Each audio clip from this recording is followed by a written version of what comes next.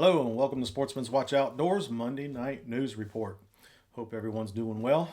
It has been a day. Just came in from working on the boat.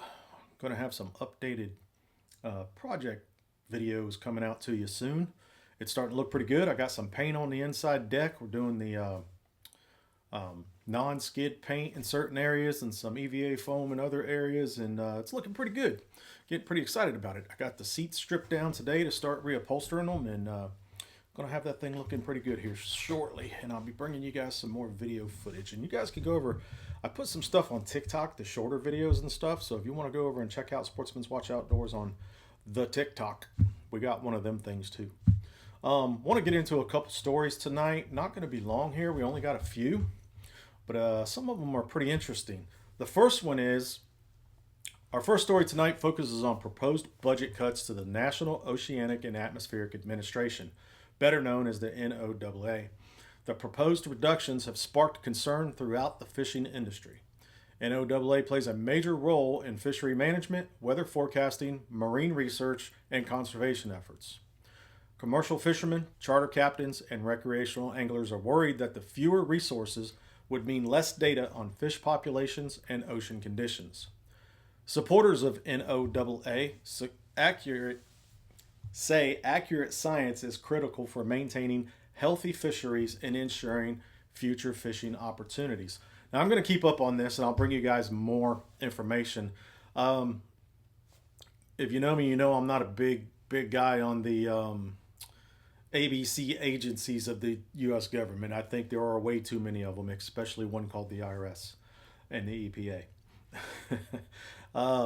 But I do believe we need to accurately have good scientific research to better our resources. I mean, if we're going out there constantly fishing and not catching fish where we know there should be fish, I mean, if I'm going out there not catching fish, it's just how I fish. But if you guys are going out there not catching fish and finding dead fish and things like that, we need to know what's going on. So I don't know if maybe we could use some budget cuts in this area. If it's, government money, our taxes being wasted in an area that don't need to be.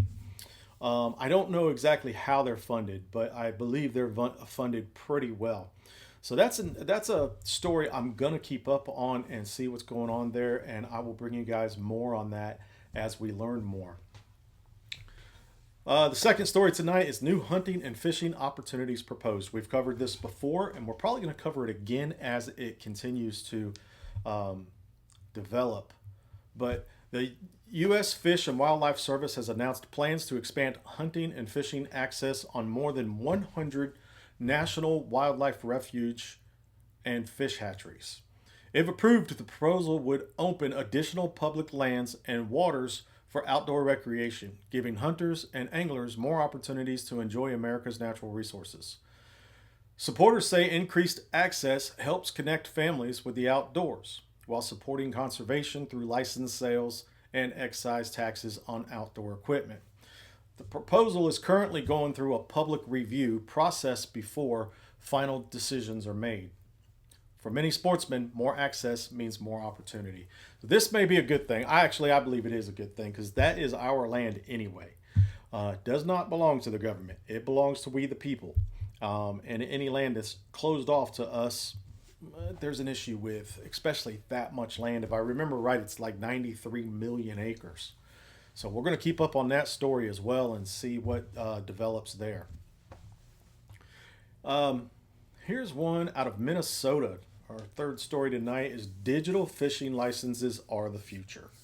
Minnesota has launched a new digital licensing system that allows hunters and anglers to carry licenses on their smartphones. Now, I have mine on my smartphone.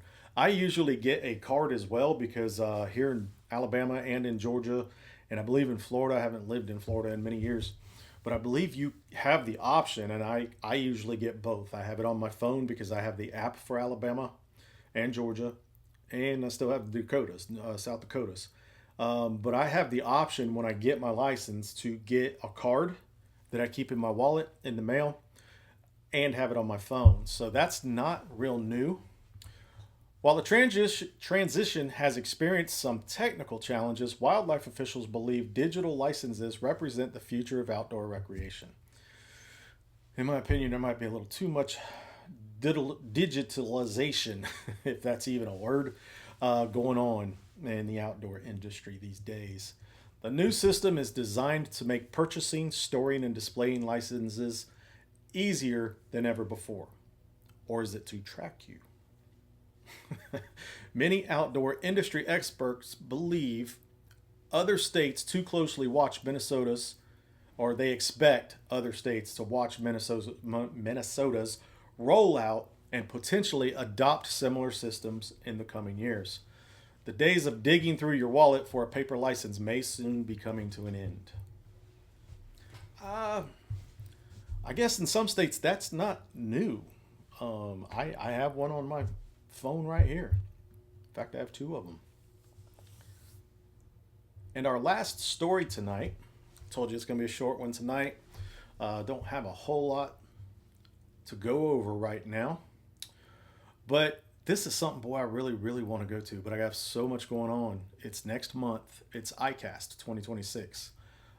If you're a big fisherman, you know exactly what iCast is. It's the world's largest fishing trade show. And it's in Orlando. iCast 2026 is just around the corner, and manufacturers are preparing to unveil the latest innovations in fishing and boating technology. Industry insiders expect major announcements involving fish finders, forward-facing sonar, trolling motors, lithium batteries, kayaks, and marine electronics. For anglers, iCast often provides a preview of the products that will be appearing in tackle shops and boat dealerships over the next year.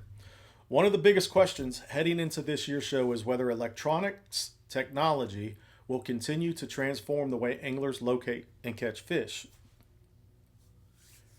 We'll be watching this one pretty close too, because that we've gone over the electronics, the forward-facing sonar and stuff a couple of times here, and I believe that's going to be an ongoing thing. That's going to be for a long time to come, technology in the fishing world with the forward-facing sonar and stuff. I see the benefits and the downfalls. As far as tournaments go, if you're playing at that league, you need to step up and, update your equipment. I mean, guys don't have a problem going out and spending $500 on a bait caster and fishing rod. That's a lot of money for a fishing pole. So they need to be going out and spending what they need to keep up with the technology as well, because fish finders have been around for a long time now. So that's all we got tonight. We're going to be doing an interview. I'm supposed to go Saturday to Jacksonville, Florida, to do an interview with the Skiff Guy, Skiffland Boatworks. If you're not familiar with his channel, go check out the Skiff Guy. Anthony is a great guy. He's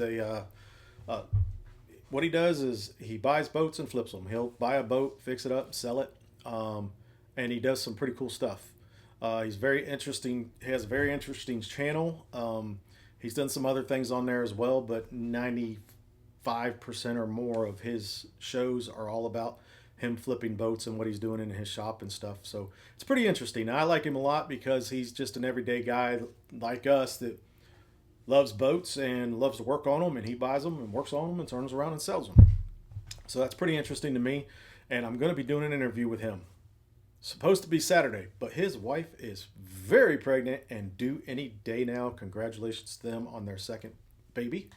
And he just had heart surgery. He's only 20, I think he's 29, and just had heart surgery. So I don't want to push too hard for him to do this interview until he gets past some of these things. So, but he's a high energy guy, and he's already told me to come on down, but we'll see how that goes. I am going to get that interview though.